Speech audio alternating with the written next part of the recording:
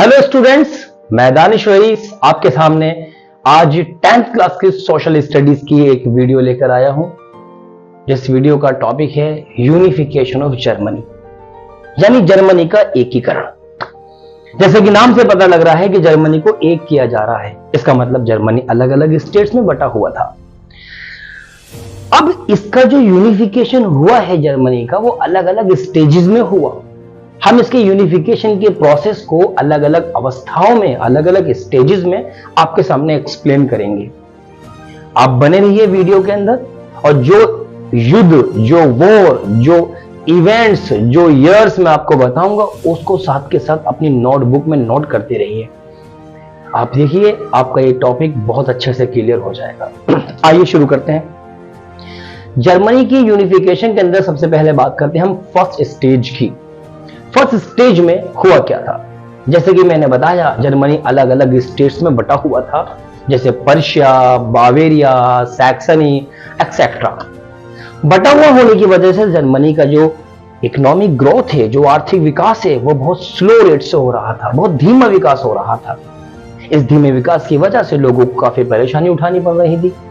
तो लोगों के अंदर जैसे ही नेशनलिज्म की भावनाएं पैदा हुई, जैसे ही राष्ट्रीय चेतना उत्पन्न हुई, तो लोगों ने जर्मनी को एक करने की मांग की, ताकि जर्मनी एक हो जाए और इकोनॉमिक ग्रोथ तीव्र हो जाए, फास्ट हो जाए।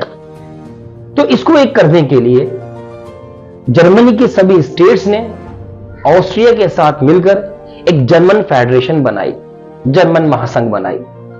और जर्मनी को एक करने के लिए नेशनल पार्लियामेंट फ्रैंकफर्ट में बुलाई, ताकि सभी स्टेट्स को एक करने के लिए जो कॉन्स्टिट्यूशन बने, वो उस नेशनल पार्लियामेंट के अंदर कॉन्स्टिट्यूशन बनाया जाए। क्योंकि सभी को सही से चलाने के लिए, सारे कामों को सुचारू ढंग से चलाने के लिए कॉन्स्टिट्यूशन का होना बहुत जरूरी है। कॉन्स्टिट्यूशन सब चीजों को बांध के रखता है। तो कॉन्स्टिट्यूशन का काम जो सौंपा गया, वो नेशनल असेंबली को सौंपा गया, नेशनल पार्लियामेंट को सौंपा गया। ये प्रोसेस शुरू हुआ था 1815 में। याद रहे, जर्मन महासंघ, जर्मन फेडरेशन की जो स्थापना हुई वो 1815 में हुई। लेकिन इसके अंदर ऑस्ट्रिया ने अपना विरोध दर्ज किया, और इसके विरोध करने की वजह से जर्मनी के यूनिफिकेशन का प्रोसेस बीच में ही रुक गया, या यूं कह लो जर्मनी का यूनिफिकेशन नहीं हो पाया। तो फर्स्ट स्टेज के अंदर असफल रहा यह सारा प्रयास। अब बात करते हैं सेकंड स्टेज की। यह बड़ा रोचक है, बड़ा इंटरेस्टिंग है सेकंड स्टेज से जर्मनी का यूनिफिकेशन का प्रोसेस। सेकंड स्टेज के अंदर जो पर्शिया का चांसलर था, ओटो वन बिस्मार्क, याद रहे इस नाम को बिल्कुल ना भूलें आप। ओटो वन बिस्मार्क पर्शिया का जो चांसलर था, यह बड़ा बहादुर, बड़ा मजबूत, बहुत ही स्ट्रॉन्ग और बहुत ही डिप्लोमेटिक इंसान था। पहले स्टेज के अंदर जर्मनी को एक करने का जो कोशिश की जा रही थी, वो डेमोक्रेटिकली की जा रही थी। और डेमोक्रेटिकली कोई भी काम हो, हम सब जानते हैं, वो थोड़ा सा स्लो हो जाता है। सबकी राय, सबका साथ, सबका विकास, इस जैसे कुछ सिद्धांत डेमोक्रेटिकली देखने को मिलते हैं। लेकिन सेकंड स्टेज के अंदर जो ओटो वन बिस्मार्क था, ये डेमोक्रेसी में खास विश्वास नहीं रखता था। इसने जर्मनी को एक करने के लिए जिन नीतियों का सहारा लिया, उन नीतियों को ध्यान से सुने। जैसा कि इनका बिहेवियर था डिप्लोमेटिक, तो इन्होंने जर्मनी को एक करने के लिए डिप्लोमेटिक नीतियों का सहारा लिया, अपनी कूटनीतियों का सहारा लिया, और इन्होंने आयरन एंड ब्लड की नीति अपनाई। युद्ध करो, जीतो और अपने राज्य के अंदर मिला लो, इस तरह जर्मनी को एक करो। तो आयरन एंड ब्लड की नीति के चलते, अपनी मिलिट्री पावर के चलते, इन्होंने सबसे पहला युद्ध 1864 में किया। First war unification of Germany के लिए जो हुई, वो 1864 में हुई।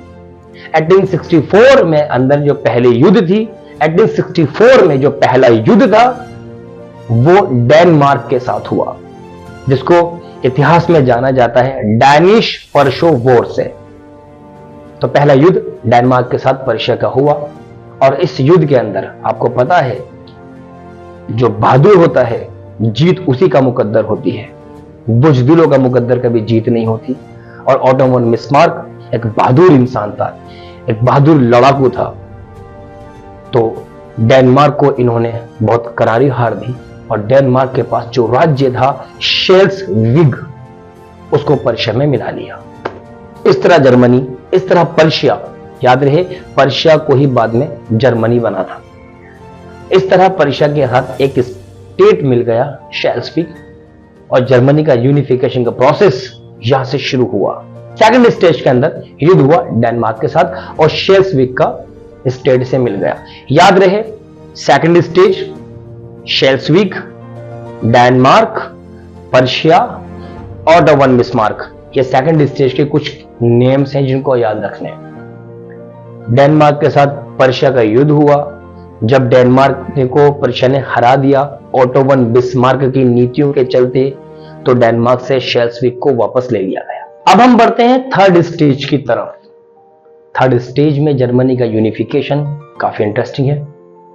इसमें हुआ क्या था, इसमें जर्मनी का जो युद्ध हुआ, जो जर्मनी की वॉर हुई, जर्मनी मतलब पर्शिया, आप याद रखना बच्चों कि पर्शिया और जर्मनी एक ही है। तो जो जर्मनी की वॉर हुई वो ऑस्ट्रिया के साथ हुई। ऑस्ट्रो पर्शो वॉर के नाम से इस युद्ध को इतिहास के पन्नों में दर्ज किया गया है। यह युद्ध हुआ 1866 में। काफी भयंकर युद्ध रहा ये। इसके अंदर ऑस्ट्रिया की हार हुई और ऑस्ट्रिया की हार के बाद जर्मनी को बहुत से राज्य मिल गए, जिसमें से कुछ मुख्य हैं Hanover, Holstein, Luxembourg, Frankfurt etcetera. ये कुछ मुख्य नाम हैं जो जर्मनी में जुड़ गए थे राज्य, और इनके जुड़ने के बाद जर्मनी के यूनिफिकेशन का काम काफी आसान हो गया। अब जर्मनी एक स्ट्रॉन्ग राज्य बनने लगा और ऑटो वन बिस्मार्क की जो पॉपुलैरिटी थी, जो इसका इन्फ्लुएंस था दूसरे स्टेट्स पर, वो धीरे धीरे बढ़ने लगा। ऑस्ट्रिया का जो प्रभाव था जर्मनी के ऊपर, वो अब हमेशा के लिए खत्म हो गया। ऑस्ट्रिया के प्रभाव से जर्मनी पूरी तरह से मुक्त हो गया। जो नेशनल पार्लियामेंट बनाने में ऑस्ट्रिया का विरोध था, जिसकी वजह से जर्मनी के यूनिफिकेशन का प्रोसेस रुक गया था, अब ऐसी कोई दिक्कतें जर्मनी को नहीं आनी थी। इसलिए जर्मनी के यूनिफिकेशन का काम ऑस्ट्रिया के प्रभाव के खत्म होने की वजह से बहुत ज्यादा आसान, सहज हो गया था। और आखिर में अब बारी आती है फोर्थ स्टेज की, फाइनल स्टेज की। अब ये फाइनल गेम चल रहा है। जो लास्ट युद्ध हुआ इसका जर्मनी का, वो हुआ फ्रांस के साथ। फ्रांस एक बहुत ताकतवर यूरोप का देश था, है भी। तो अब यहां पर जो युद्ध था, ये यूरोप के इतिहास का बड़ा भयंकर युद्ध था। जर्मनी के साथ इटाली भी जुड़ा हुआ था और यहां पर फ्रांस अकेला था। फ्रांस एक ताकतवर देश था। तो इस युद्ध के बाद फ्रांस की बहुत करारी हार हुई, बड़ी भयंकर फ्रांस की हार हुई। फ्रांस के पास जो जर्मनी के स्टेट्स थे आलसेस और लारेन, ये जर्मनी फ्रांस से छीन लिए गए और जर्मनी का यूनिफिकेशन और भी ज्यादा तीव्रता के साथ आगे बढ़ने लगा। और फ्रांस से मिलने वाली इस जीत से जर्मनी की इमेज पर इतना बड़ा इफेक्ट पड़ा कि जो दूसरे जर्मन प्रदेश थे, वो खुद ब खुद जर्मन फेडरेशन में शामिल होने लग गए। जैसे बावेरिया, बर्टनबर्ग, बैडन, साउथ हेस जैसे स्टेट जर्मन को अपने आप मिल गए। और इस तरह 1871 में पर्शिया का सम्राट जो था विलियम फर्स्ट, उसने यूनिफाइड जर्मनी की सम्राट की शपथ ली और 1871 में ये जर्मनी का सम्राट बन गया। तो ये वीडियो यहाँ तक थी पूरे जर्मनी के यूनिफिकेशन को बताती हुई। इस वीडियो के अंदर बहुत सारी चीजें ऐसी हैं जो 10th क्लास के MCQs क्वेश्चंस के पॉइंट ऑफ व्यू से बहुत ज्यादा इंटरेस्टिंग है। जैसे आपसे ये पूछा जा सकता है कि जर्मनी के यूनिफिकेशन के अंदर जो वॉर्स हुई हैं, उन वॉर की सीरीज बताओ। 1864, 1866 एंड 1870, ऐसे सीक्वेंस में आपसे वॉर की बारे में पूछा जा सकता है। तो बच्चों इस वीडियो को बहुत अच्छे से देखें, सुनें और फिर अपनी जो भी बुक आपके पास है, NCERT है या दूसरी और बुक्स हैं, उससे भी इसको पढ़ें तो आपको पढ़ने में आसानी होगी। क्योंकि 10th क्लास की जो सोशल स्टडीज है, यूजुअली बच्चे उसको पढ़ने में थोड़ा सा संकोच करते हैं, बचते हैं। तो आप वीडियो को देखें और फिर अपनी बुक से भी पढ़ें। इस तरह आपके सभी टॉपिक्स बहुत स्ट्रांगली प्रिपेयर्ड हो जाएंगे और एग्जाम में आप बहुत अच्छे मार्क्स कैरी कर सकते हो। तो थैंक यू वेरी मच। हमारे चैनल को सब्सक्राइब करें, शेयर करें, लाइक करें और कमेंट भी जरूर करें।